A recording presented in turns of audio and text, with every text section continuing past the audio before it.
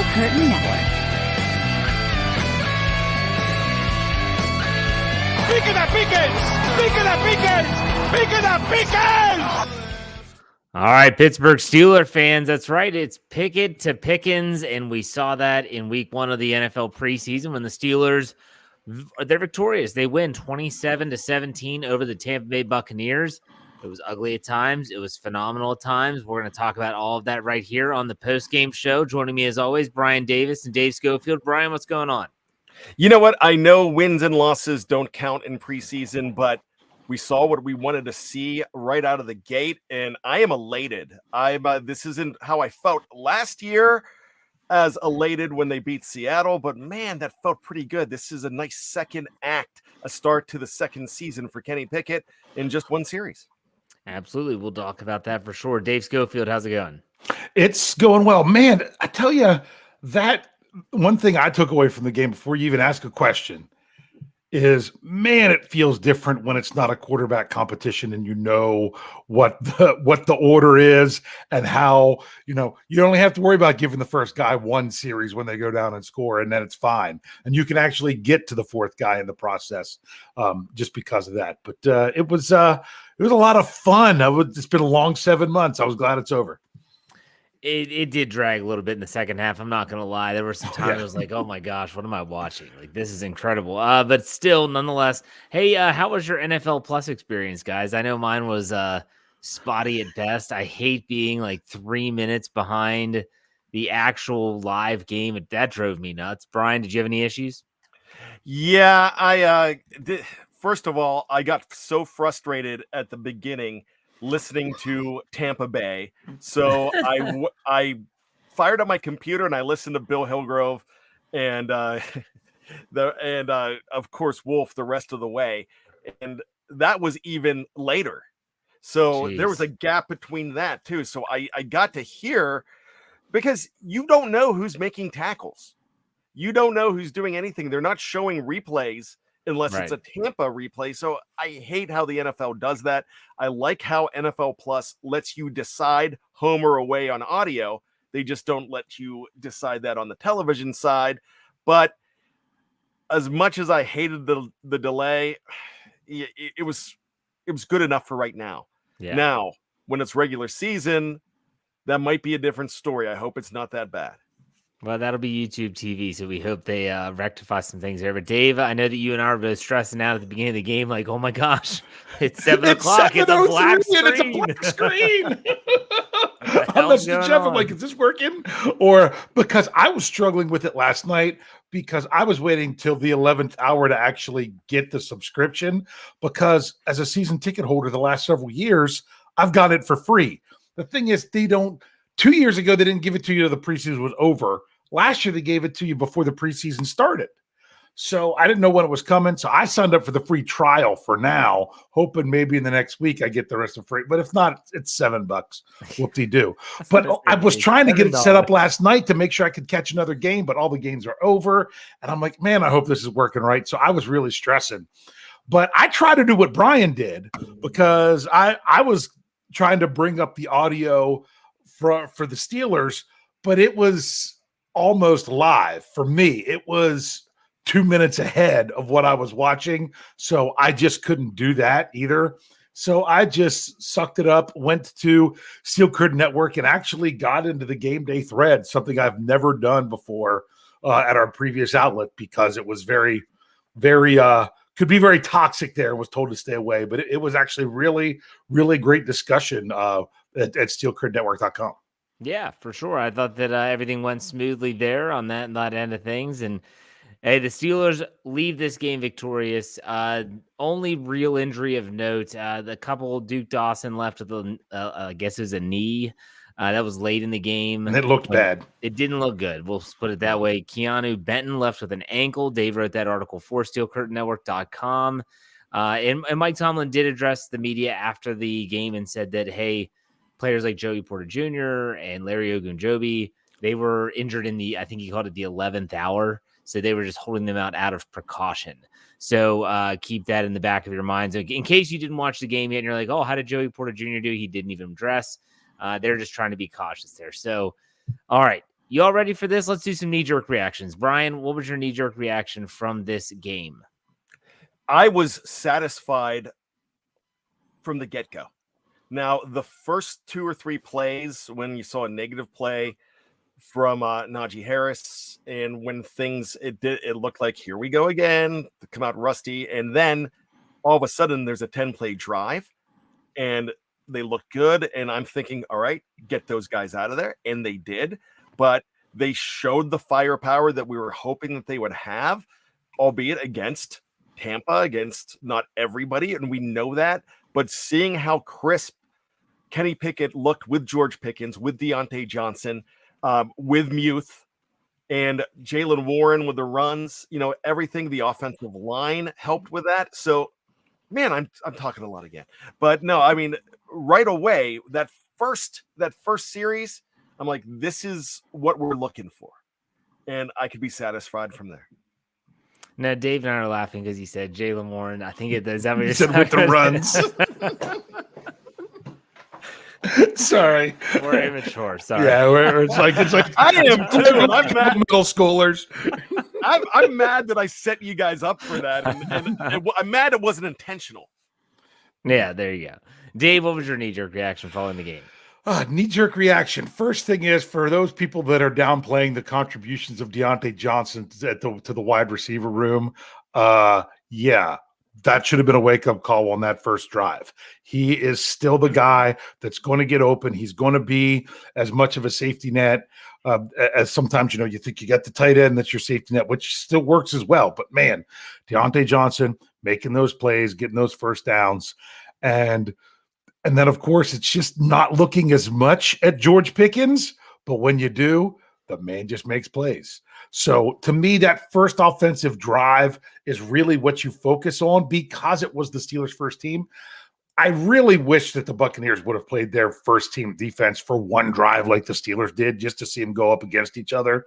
But yeah, you could say the Bucs defense didn't start, but what more could you really want from that offense than what they did to start on that first drive? Yeah, I mean, we're going to talk about the individual players like we always do. We'll look at the statistics. We'll talk about who did well, who maybe missed the mark, and do all those good things. My knee-jerk reaction really was offensively, like you said, Dave, what more could you ask for? Some might want to nitpick and say the running game. I was shocked they came out throwing as much as they did. I was expecting them to just run. They didn't. They came out throwing. So, hey, take that for what it's worth. Let's dive into the numbers. We always start by looking at the stats. We start with the quarterbacks. Obviously, we're going to start with in the order that they actually played, not so much statistically who finished the best. So Kenny Pickett started the game. He finishes 6 of 7 for 70 yards, a 10-yard average, 1 touchdown, no interceptions, no sacks, a 147.9 rating. Gentlemen, we're not doing grades in the preseason, but is there anything about Kenny Pickett's game that you were kind of like, well, it was good, but was there any but for you in that regard after this one drive? Bryan, we'll start with you. Barely, and I really can't even. There was one little twinge of hesitation, but that is being so nitpicky that I can't really even explain it. But I remember thinking on like the first or second play, and even though it wasn't even an incompletion at that point, it would just look like there was hesitation at that one point. Maybe it was a run. I can't remember completely, but I'm thinking, oh no. But then after that, everything seemed flawless. Yeah. Dave, what about you? Anything that you would nitpick with Kenny Pickett's performance? It was brief. I've got no buts for Kenny Pickett. He had one incompletion, and it was a wise throwaway. I mean, even his incompletion was what he should have done there. So I don't even get how you could really nitpick anything. So he stood in there. He moved out of the pocket. He didn't seem panicked at all. He was composed. He was poised. He was QB1. Right. And I was going to say that if anything, the one aspect I noticed that had changed is he looked a lot more comfortable in the pocket. Going through his progressions, he got out of there when he had to. Obviously, the third down conversion to Deontay Johnson, he was out of the pocket, throw on the run, but still looked like some good progress for Kenny Pickett. It's a good first step. He's going to have to do it again next week for sure. Let's get the super chat here. Our live chat is very active tonight. $4.99 the tip jar. Thank you very much. This comes from Leo, I think Canales, maybe. If I mispronounced that, I apologize. It was great to see all 4 quarterbacks in the first preseason game. It was indeed. We'll talk a little bit about a couple of the other quarterbacks here. We'll run down those stat lines. Mitch Trubisky comes in. He gets backed up on his first possession. 1 for 4. That was a 3-and-out. And then he ends up throwing an interception on his next series. So he goes 1 for 4 for 10 yards, a 2.5 average, 1 interception, no touchdowns, and he had a 0.0 rating. Mason Rudolph then came in third, finishes 7 of 12, 132 yards. He was sacked twice, did throw a touchdown to Calvin Austin with a 124.3 rating. And then Tanner Morgan comes in cleanup duty, 5 of 8, 36 yards, 4.5 yard average, no touchdowns, 1 interception, was sacked once for a 33.3 rating. Bryan, thoughts on the other quarterbacks not named Kenneth Shane Pickett? I really didn't think Trubisky looked that terrible. He was getting rushed pretty much. Mason, I thought, looked great. 132 yards. I know 67 of them came to Calvin Austin, but that was a beautiful ball. But I liked what I saw from them. Tanner Morgan is right now first performance. You get it, but pump the brakes on trading either Trubisky or Rudolph right now, because he doesn't look ready for that third spot in just one performance. Yeah. Dave, your thoughts on the other quarterbacks? Yeah, they might want to make sure they get a sweater or sweatshirt or a blanket or something, because sometimes it can get cold when you're standing in the shadow of one Kenneth Shane Pickett. That's really what it is. I mean, people that don't like Mason Rudolph are going to nitpick and say, oh, he looked uncomfortable, he looked jittery, and those that like Mason Rudolph are going to be like, look at that 67-yard pass and everything. You know what? Mason Rudolph was pretty much what you expected of him. Not great, not terrible. Nice play on that one. Mitch Trubisky, that interception, that shouldn't have been an interception.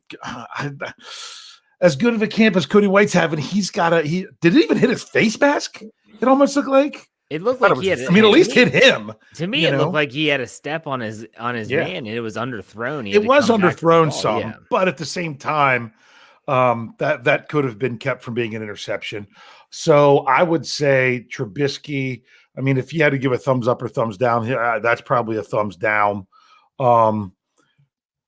I mean, Tanner Morgan was he was the fourth guy out there. So it was really, unfortunately, what we really want to see and want to talk about is what you only got to see and talk about for just a little bit. But it's the Kenny Pickett show, and the other guys are just kind of along for the ride. For sure. And, the one thing for me, Mitch Trubisky, who was snapping him the football is what you need to know.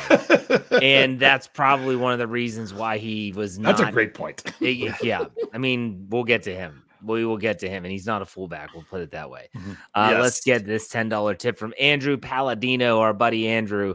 Thank you for the $10 tip, Andrew. He said, the boys are back. The Steelers are back. I know you guys covered the entire offseason, but you have no idea how excited I was for this one. No joke, the best Steelers beat trio and 412 network out there. Andrew, thank you very much for the kind words and for the tip. We do appreciate it. Hope you all ready for a long and crazy journey, probably, with this 2023 Pittsburgh Steelers team. We're going to be here every step of the way forward, no matter what. Let's get Master P. $9.99, his longtime listener here. I just wanted to say I love all the Steel Curtain Network content, truly unmatched in the quality and quantity. That's our goal. Also, a comparison I haven't heard that I think is dead on. Warren reminds me of Maurice Jones-Drew. Now that you say that, I kind of see it when they're running the bowling ball that he the little bowling ball, exactly. I thank you all for the tips. This is a good welcome back to the recap show, or the post game show is what we call it. So let's go away from the quarterbacks here and let's go to the running game. So the Steelers did not run the ball particularly well. They finished with 92 total yards. Calvin Austin led the way, 2 carries for 23 yards, both on jet sweeps for a long of 17. Boy, did those plays look different when he had the ball in his hands compared to someone else, anyone else really. Anthony McFarland finishes 3 carries, 18 yards, did have a touchdown with a long of 14. Mason Rudolph was third for 2 carries for 15 yards. He had a good third down scramble for a first. And then you had Darius Higgins, Jalen Warren with 15, 13 yards respectively. And those are the only players in double-digit rushing totals. Gentlemen, let's tackle this in 2 different ways. First are the running backs or the ball carriers, and then also the offensive line run blocking. Bryan, we'll start with you. I think what we're concerned the most about is the first team running game. And that's what some people said, but you really didn't see much out of Najee Harris. But when you have Jalen Warren there, and he only has 3 carries and gets 13 yards, that's a 4.3 average. And I thought he looked, I didn't think he looked bad at all. I didn't understand that. I thought Ant Mac averaging 6 yards per carry, and I know he had that 14-yard touchdown, but that's not that bad either. I know he's not your first team runner, so I really didn't think the running game was that bad. Most of the runs came it came more in the second half.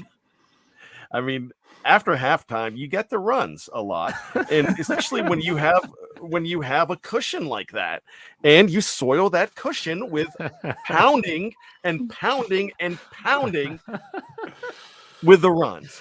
So, with that being said, is that better, fellas? You got to own it. Very good.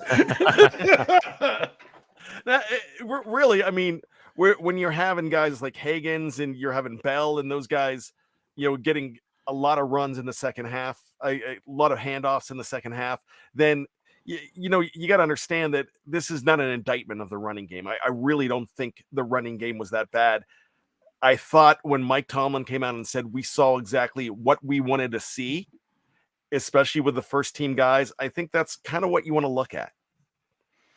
Okay, Dave, thoughts on the running backs or the ball carriers as well as the offensive line and run blocking? All right. Well, this will be outlined in my By the Numbers article tomorrow at steelcurtainnetwork.com. For those of you that might just be coming back and catching us for the first time since last season, yes, we have a different logo. Yes, we're at a different website. A lot's changed in the offseason, but we still have the same great content for you. A lot has changed since the last season. Yeah. Yes, it has. We could go on and on and on. Yeah, but we are still here. We are bringing it. You just have to find us in a different spot other than our YouTube channel, right. Which just got a name overhaul. Anyway, back to what I was saying. First half, the Steelers rushed for 74 yards on 11 carries, a 6.7 average. The lowest average of anyone who carried the football was Jalen Warren with 4.3. Everything else was higher. Well, I mean, you had the 2 nice runs from Calvin Austin in there as well of 17 and 6 that was thrown in there. That was one thing. So you're starting off great. But the second half is when you had 15 carries for 18 yards. So that's kind of where everything fell with how it was. It kind of showed you the step down from the Steelers players that were really out there and getting going. So it's really hard to criticize too much for the run game, because when you average the 2 halves together, combine it all into one single game like you do, it looks like it was just but it was doing what it needed to do in the first half. Now, Bryan didn't address the pass blockers or run blockers at all, but there was times where you got some nice push on the offensive line. I will tell you, one Mr. number 80 Mount Washington, his first attempt at a run block that I saw in the game was like more of a, oh yeah, welcome to the NFL, step up. Could have been a little bit nerves. Wasn't that great, but then that got better. I felt Broderick Jones was doing pretty well with the run blocking, had a lot of ups and downs with pass blocking. But overall, I was satisfied with the first half for both the blockers and the rushers. I'm glad you put it that way. That definitely does give some context in terms of the overall output of the running game. And so first half, I thought that, Jalen Warren, I was shocked. Najee Harris, he didn't finish with a lot of touches in general. I mean, he did have a reception that went for Yeah, he had -1 carry. Nope. Why even dress the guy? 1 touch. That's why I said in my article at steelcurtainnetwork.com before the game that 5 players I don't want to see dressed. Most of them didn't dress. Minka didn't dress. TJ didn't dress. Cam didn't dress. DeMonte KZ didn't. The only one that did that I said that they shouldn't is Najee Harris. If all you're going to do is give him a swing pass on a first down play, I think, and he's going to lose -1 or -2 yards, don't even dress the guy. I mean, come on now. So let's hold our judgment a little bit. I want to get this super chat up here. Justin Gall gives us $9.99. He said, with this revamped line and all these offensive weapons, how do the Steelers not average 24-plus points this year? Now, this was a topic that, Dave, you talked about on your Stat Geek podcast, which is only where you listen to our audio-only podcast. This was a couple weeks ago, almost a month ago, I think. And you talked about how that jump from 18.1 to 24 would be incredible. And I think you said the Jaguars were close. They went to 18 to 23. They were like 20. They were, I might even have it here. It was 23 point. It would round to 24 if you did it for a whole number. But yeah, I do have it here. It was, you know what? No, I don't have it here. It was crazy. Something. Yeah, it would put, if you get to 24 points per game, average, last year in the NFL, put you in the top 10. I think it would have put you either 8th or 9th in points average. So that's one of those things that you kind of look at and you're like, yeah, I think they could do it, but that's a really big jump. So I'm all for it. I'm just not quite setting my expectations that high, but 24 points was the points that I said on my Stat Geek this week of what I wanted to see from this game, and we got it. Yeah. Good point. Anything to add to that, Bryan? No, you know what? If you're scoring that much and you're not getting the help from the defense, when I say the help, scoring from the defense, you've got to really get excited about that. And you both asked me on the Steelers preview the other night, what is it that I want to see as far as scoring goes, or just in this game in general? And I said 2 touchdowns from the offense at least, but I'd like to see 3. And I'd like to see a couple field goals in there as well. I just don't want 5 field goals. And that's basically what we got. And so that's when Mike Tomlin says we saw everything that we expected to see. Well, we saw everything that we wanted to see at the beginning. Good point. All right, let's finish up the offense by talking about the pass catchers. And we're also going to tie into this the offensive line as pass blockers. Could have done this with the quarterbacks, decided not to do it. So with the pass catchers, we just went over the running game. Calvin Austin III leads the way there as well. 2 catches for 73 yards. We know that the 67-yard bomb for a touchdown, he had 4 targets. Connor Hayward comes in second, 2 catches on 2 targets for 34 yards, a 24-yard long. George Pickens, 1 target, 1 catch, 33 yards, 1 touchdown. Deontay Johnson, 3 catches, 3 targets, 32 yards, and a long of 13. And then you go down to Hakeem Butler, had 1 catch on 2 targets for 17. Gunnar Olszewski, 1 catch on 2 targets for 14. Rodney Williams, 1 catch on 2 targets for 11. And it goes down from there into the single digits. So, gentlemen, let's talk about both the pass catchers as well as the offensive line pass blocking. Bryan, we'll start with you. I actually thought they were phenomenal for the most part, especially when you're talking about that first team. You did not see, if you saw any drops from that first team, I would be shocked because Kenny threw it away. So, or it was like Dave said, it was a good incompletion. So, I thought they looked solid. It was nice to see Connor Hayward early on in the game as a pass catcher. We got to see Darnell catch a football, and that's a lot of people wanted to see that. I just thought it was crisp. Speed kills. And if speed kills, then Calvin Austin III should be on death row, because that guy is a murderer when it comes to speed. My gosh, he's fast. And you have the ability to get past somebody. That's going to be a very beautiful weapon to have. So I love what I saw there. It was kind of reminiscent.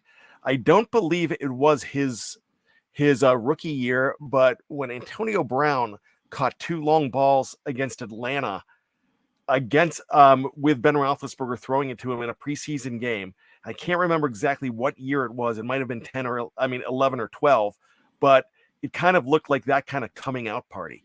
So, wow, I really think he could be an added weapon to all of that. My guy that I wanted to see do well, Hakeem Butler, had that drop later in the game. He caught one, but it wasn't that much of an impressive catch. But I liked what I saw. But when Dave comes out and talks about Deontay Johnson, absolutely. This is going to be a controversial thing to say, but I don't care if he catches touchdown passes if he's setting everybody else up. In the National Hockey League, you get assists. He gets a lot of assists for everything that he does. Yeah, it's a good point. Dave, what are your thoughts on the pass catchers as well as the offensive line pass blocking? Well, one thing that I liked that sometimes got criticized last year was look at this. Obviously, you knew it was going to happen on this play. Calvin Austin had 24 yak yards. George Pickens had 21 yak yards. Deontay Johnson had 15. Yeah. Okay. Almost half of Deontay Johnson's yards from his three catches were yards after the catch. I liked seeing that, especially from Pickens and Johnson. The ones that kind of got me is a couple guys I thought that were fighting for roster spots were the ones that I'm like, oh, they didn't do themselves any favors there. I don't think Cody White didn't he have a drop that would have possibly been a conversion. Then there was the interception. You had Hakeem Butler with the drop. So other than that, man, Calvin Austin, he didn't get on the field on offense at all in the first half, did he? But man, did he take advantage of when he was out there. Shows what that could be. So I really liked. Even how they were using the running back. Freiermuth got involved for one pass. Darnell Washington just went one pass. But the tight ends, I like the way they were being utilized. When it comes to the pass blocking, I liked what I was seeing early. I'm not saying it was great on every play because I know the one time Kenny Pickett did have to throw it away. But early on, I was like, hey, Kenny Pickett's got time. What I want to do now is, because I couldn't rewind and watch each play a couple times as it was live, got to get that replay that's coming out on NFL Network at 7 a.m. tomorrow morning, DVR that thing so I could go back and actually pay more attention to the offensive line, because I do know that there was some struggles later on with the second and third units, but I'd like to just at least break down the first unit a little bit more. There were a lot of people that compared Calvin Austin to like a Dree Archer. There. I never saw anything remotely close to what I saw tonight, even in a preseason game from Dree Archer. There were maybe little glimpses here or there, but nothing like this. Even when Calvin Austin got the ball in his hands on the 2 jet sweeps, you could just see the acceleration that he has around the corner is unparalleled on the Steelers roster. And there's not many guys in the NFL that have that type of speed. You're talking about like the Jalen Waddles, the Devontae Smiths. You're talking about Tyreek Hill. Like those type of guys are the ones that have that type of speed around the end. He brings a different dynamic. And I thought that Kenny Pickett did have a lot of time. Mitch Trubisky, not so much, based on the fact that Kendrick Green was probably snapping him the football. Let me talk about him quickly. Kendrick Green, and I don't know. I know I've said this a million times on a bunch of different podcasts. The Steelers do not like to say that they messed up. Like, hey, we swung and missed on a 3rd-round pick. This guy's not helping his case. We'll put it that way. When he's in there, everyone's like, oh, like now all of a sudden everyone loves him because he's also playing fullback. The dude's not doing his job on the offensive line. I'm concerned about if something happens to Mason Cole, who's coming in? If it's him, Kendrick Green, that's a problem. Like that's a really big problem. So the Steelers, in my opinion, have to think about what they're going to do in that backup situation. Maybe it's Nate Herbig, but just because you're a fly-by-night fullback at Friday Night Lights doesn't mean that you get a roster spot, in my opinion. Dave, what do you want to say? Yeah, tonight was kind of an opportunity for Kendrick Green to first show what he could do to make this team as an offensive lineman and show that giving him a helmet on game day would not be a waste, because he has to do that first before he can help them by filling in at fullback. That has to come first. You're not going to give him a roster spot otherwise just for fullback. It's not going to happen. I mean, Derek Watt only got one the last several years because he was logging more special team snaps than anybody else. That's not Kendrick Green either. He had to show it tonight. He didn't. Big step in the wrong direction for him and for people that want to see him at the fullback position. They might as well not even waste their time having him run fullback if he can't make the roster as an offensive lineman, because out of everyone, I would say he's the one who stood out the most for being not good. Bryan, any thoughts on the Kendrick Green offensive line talk? Because I don't know if you got a chance to really talk about them too much. I really didn't say too much about it. Kenny got the time. So we saw some good pass blocking there. There was a situation where, and we're going to have to talk about Broderick Jones. Mike Tomlin talked about Broderick Jones. He liked how he finished. He wants to do some stuff with his hands, but Broderick did not have a stellar start. He gave up a sack as well. AJ McCollum at center after Ryan Green. McCollum. Ryan. Yeah. Why did I call him AJ? I think there was. Oh, I don't know. The name. It sounded familiar when you said it. Maybe because I keep on saying AJ McCarron because he's Hakeem Butler's quarterback in the XFL. No, so Ryan McCollum. We don't know what the problem with that snap was. Was it the quarter? Because Wolf was saying this, and so I'm regurgitating what Wolfley was saying. Oh, you mean the fumbled snap? Yeah, the fumbled snap. Yeah. Okay. Yeah. With McCollum, not the one that was airmailed.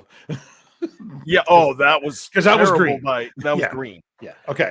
Just making sure we're talking about the right thing. Okay. So besides Cole, no. I mean, there was bad center play, and you're gonna have to definitely look elsewhere. And as far as the whole fullback stuff, hey, that's something to fall in love with at camp, because it's exciting, because you want to hold on to a third rounder. You want to, but if that's the only reason you're going to keep a third rounder because you can convert him to a fullback, come on, you're grasping. You don't have to save face.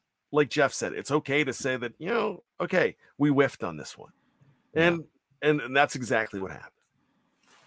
It doesn't help that this week also Ben Roethlisberger's comments on his podcast about, they bring this guy in to be my center, my last center, and he doesn't even get a helmet the next year. Like, what does that tell you? Also, remember, he was not his center the last 3 games. Right. That was J.C. Hasnauer, wasn't it? Yeah, because Green was even back and healthy for the playoff game. Like a calf injury or something. Yeah, he could have played. He dressed for the playoff game, and they stuck with Hassenauer. Where is Hassenauer now? New York, I think. The Giants, maybe? Yeah, I think you're right. I was going to say Detroit because it seemed like everybody else went there, but I think you're right. I think it's the Giants. You might want to be watching him in preseason games and hope he gets cut. Yeah. I mean, I'll be honest with you. I think Nick Herbig might be what they want there. Nate. I said Nick, didn't I? I didn't pull a Brian. I didn't say Mr. Herbig. I didn't say Mr. Herbig and then go back and double check my brain to make sure I got the right one. Well, because Nick, I can't wait to talk about Nick in the second half. But with Nate, I think Nate might be the guy that they're looking. Did he get some snaps at center? I'm not sure. I'm surprised they're not trying Spencer Anderson there, because he played well, and I think he played all 4 other positions. So after this game, you might see him get some snaps there. Yeah. So we'll see. According to Reginald Rivers, they say that Hassenauer is hurt right now. But I mean, like we follow other teams during preseason. Right. That's why we don't know. Man, I can't believe Dave cracked my code. I didn't think it was that obvious. No, you admitted to it. That's why. Mr. Herbig. Mr. Herbig. And then I think about which one it really is. I think you said it on the Here We Go show. All right. Okay, so we're done talking about the offense. We're going to take a quick break on the audio side. If you're watching on YouTube, Facebook, Twitter, wherever, we're not going anywhere. We'll be right back after a word from our sponsors. All right, Steeler fans, welcome back. We just talked about the offense. It's time to move over to the defensive side of the ball. They surrender 17 points, but not all of those were necessarily on the defense, if you understand what I'm saying. Let's first look at the pass rush for the Pittsburgh Steelers. Let's look at sack totals. They end up with 4 sacks. John Wolford is the one that I think, Dave, you were talking about this when we went on the air. He ran out of bounds behind the line of scrimmage. Therefore, so it was at the line of scrimmage. So okay, so they gave him he has to gain something to not be a sack. Yeah. Kyle Trask was harassed. 3 sacks for 17 yards, and they never got to Faker. Faker Mayfield was left unsacked, although I bet if Mr. Watt was in the lineup, that would have been a different story.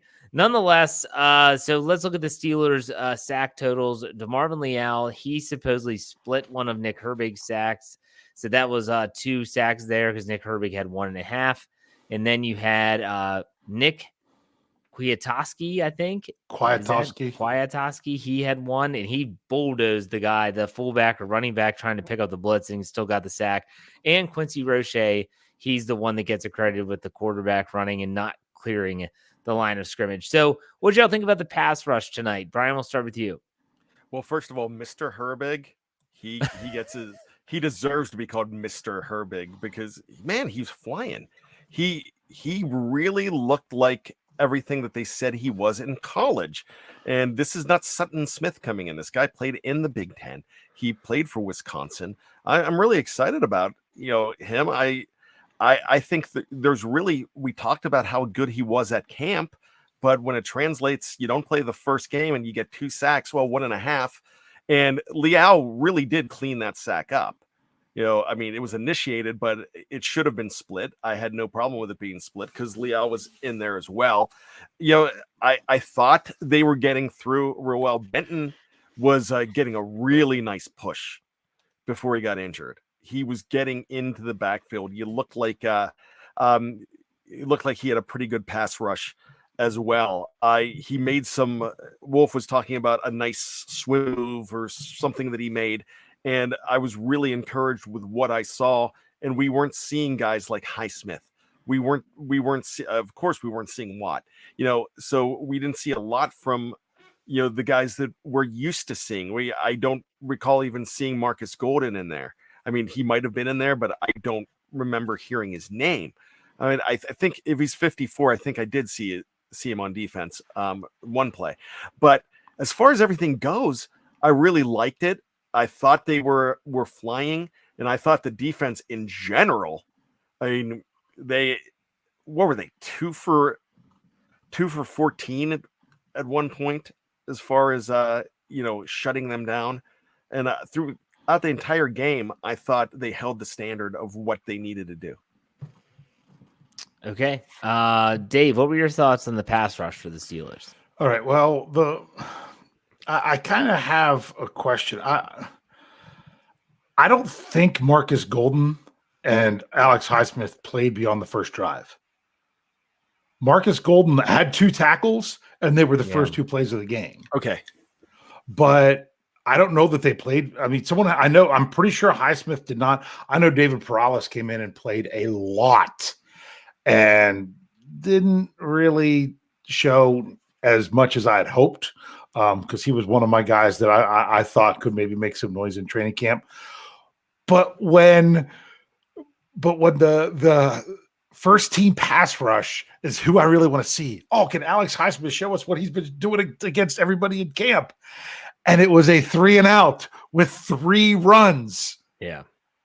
It's almost like Tampa Bay waved the way. I mean, now they were going to go for it on 4th down and then had the penalty. It was almost like they waved the white flag and said, you know what? If you're going to play your starters a series, we're not going to get Baker killed. We're going to hand it off 3 times. We're going to punt. You can take your guys out, and then we'll start throwing the ball.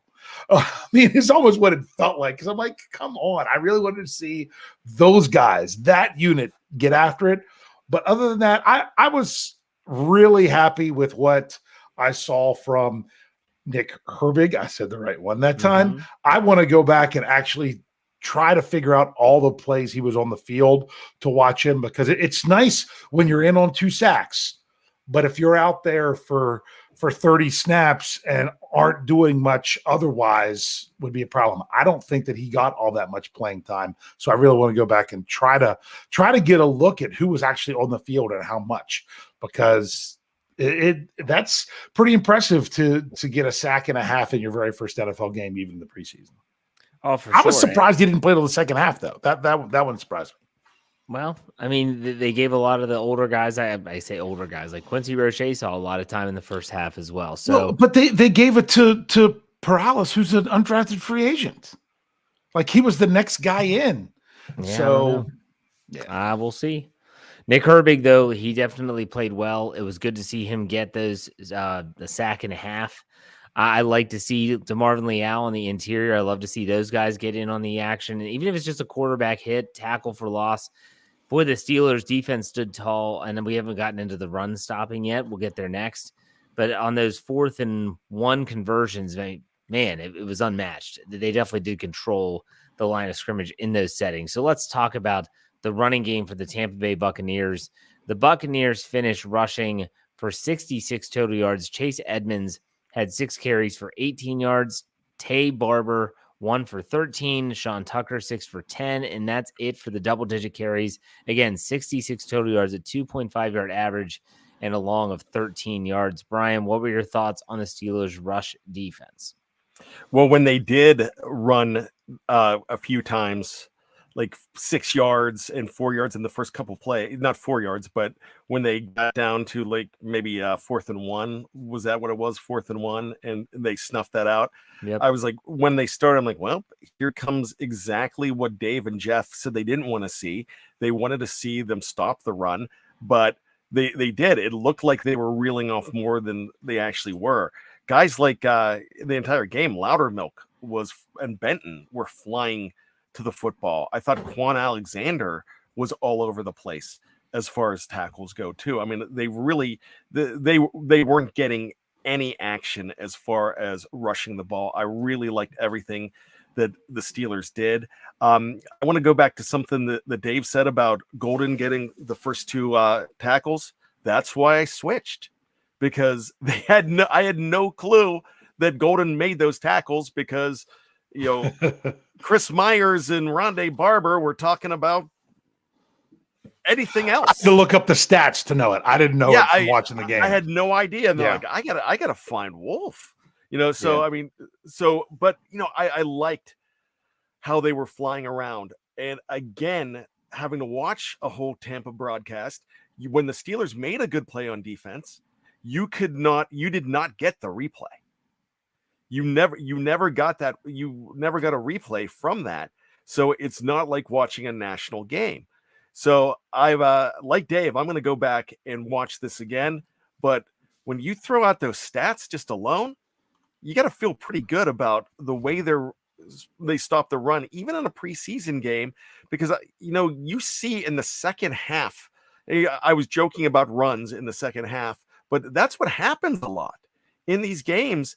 And they reel off, teams reel off points against 3rd and 4th team defenses. And, you saw them score against the Steelers, but like Jeff said, it was basically against the offense in a way.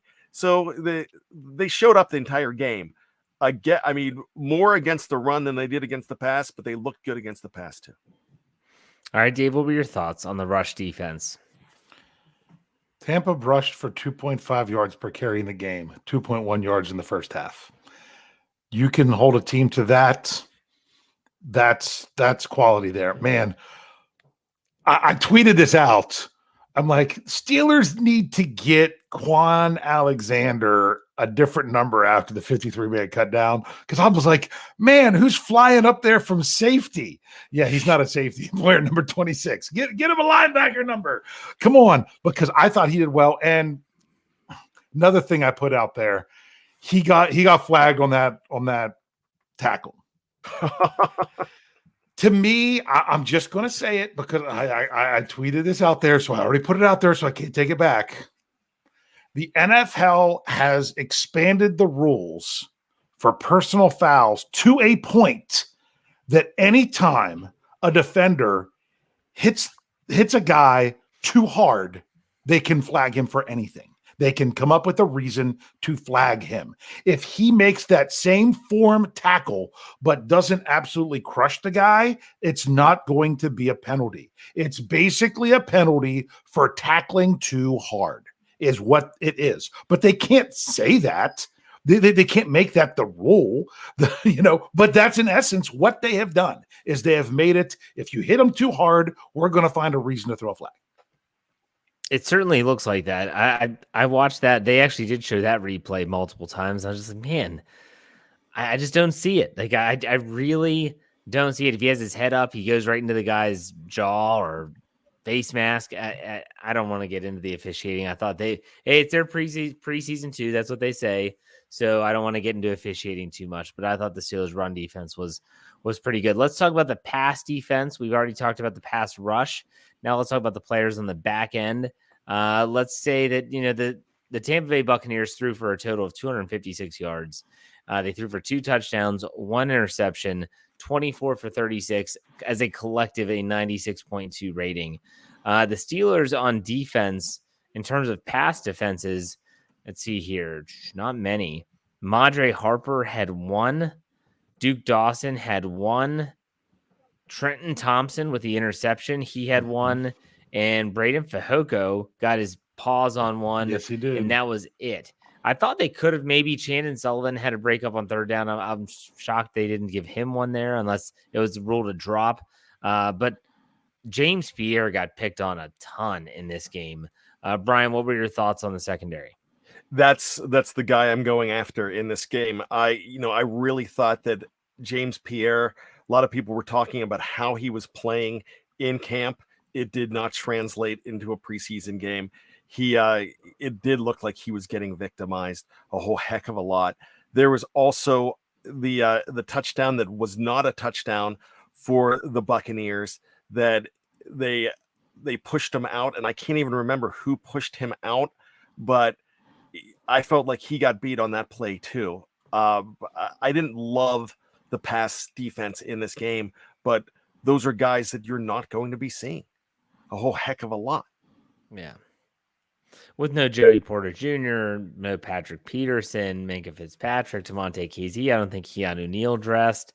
No. The secondary was pretty bare bones. And Levi Wallace, I think, only played the first 3 plays. Right. So, yeah. Dave, what are your thoughts on the pass defense? Yeah, you basically saw, other than guys possibly playing the slot, you saw guys out there from the almost very beginning after that first series that are guys that you don't want to have to see out there this season, because if so, then something has gone wrong.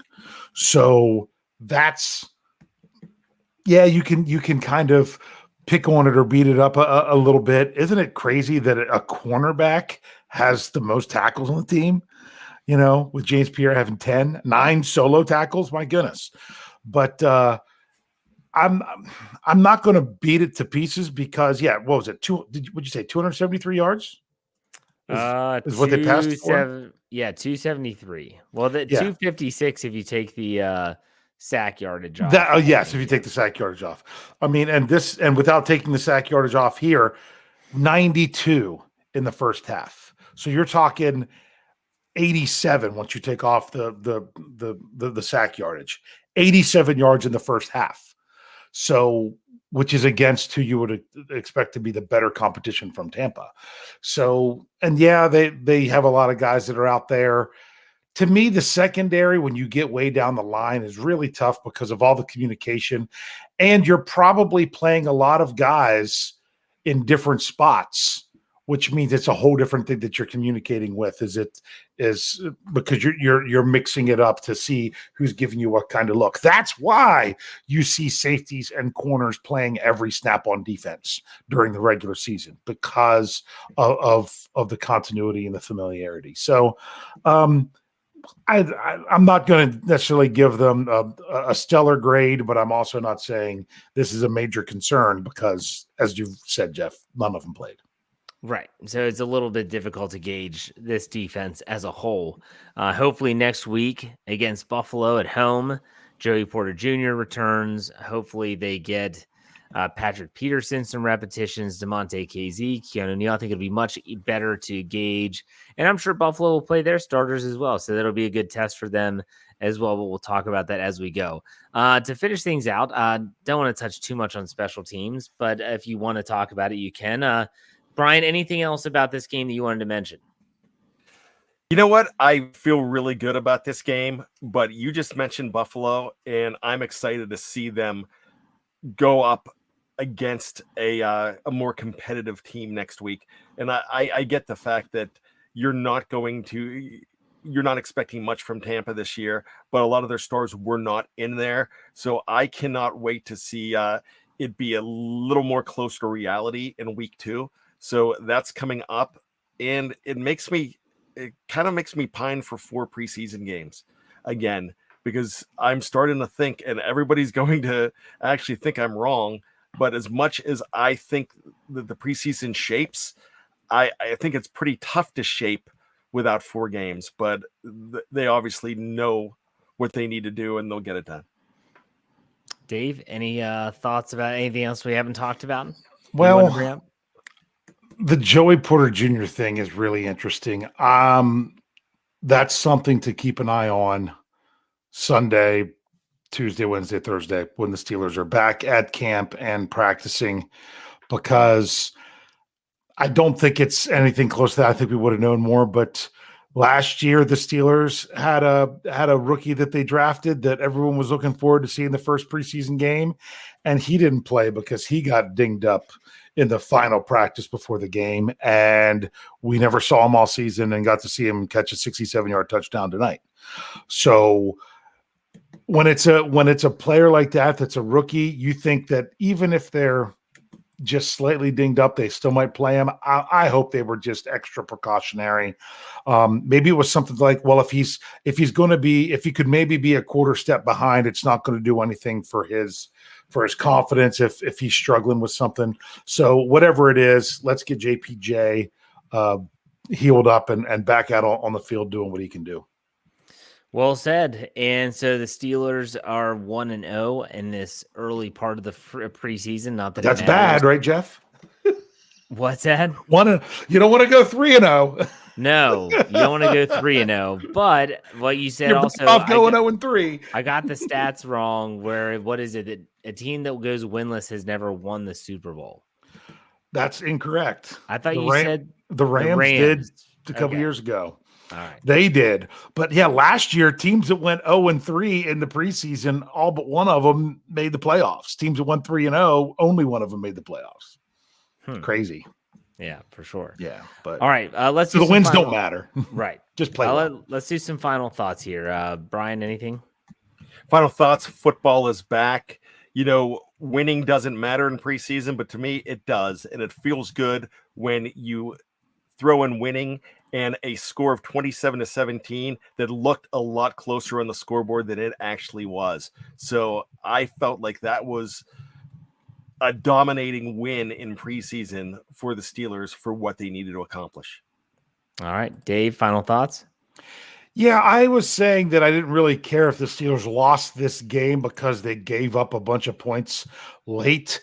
I mean, think about it. The Steelers got outscored 10-0 in the fourth quarter and won the game 27-17. So that just goes to show you how much they dominated for the first 3 quarters, even in the preseason. What I would like to see next week is to see some of those ones-on-ones matchups that you didn't get as much, particularly with the Steelers offense going against the opponent's defense. But it's just exciting to have Steelers football back. I was craving it. I was so excited. And what you wanted more than anything was that first drive on offense, that first drive on defense, and it went exactly the way we wanted to. 3 and out, 10-play drive for a touchdown. And then we had to watch the other 55 minutes of the game with everything else going on, which of course we wanted to see those players as well. But that real excitement was right off the bat, and the Steelers really stepped up for it. So whether it was a win, a loss, or a tie here in the preseason, didn't matter. I just wanted to see them play well with the correct units that were, with the top units that were out there, and I was very satisfied with that. So just to give you all a little bit of an idea as to what's coming up, make sure you check out Steel Curtain Network, both on the podcast side. Tomorrow, you're going to get to hear the homies. You'll get to hear a very special Let's Ride, where I do my winners and losers segment. It'll be very brief compared to my normal shows.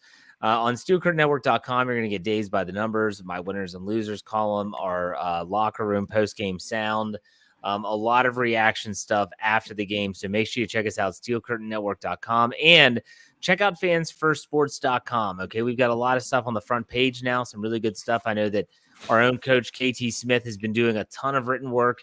He highlighted C.J. Stroud's interception on Thursday night against the Patriots for the Texans and said it's part of the growth process. Really good article. Go check it out, fansfirstsports.com. All right, that's a wrap for this show. For the post-game, Steelers win. Thank you all for joining us. Thanks for listening, and we will see you next week after another post-game show after the Buffalo game. Take it easy, everyone.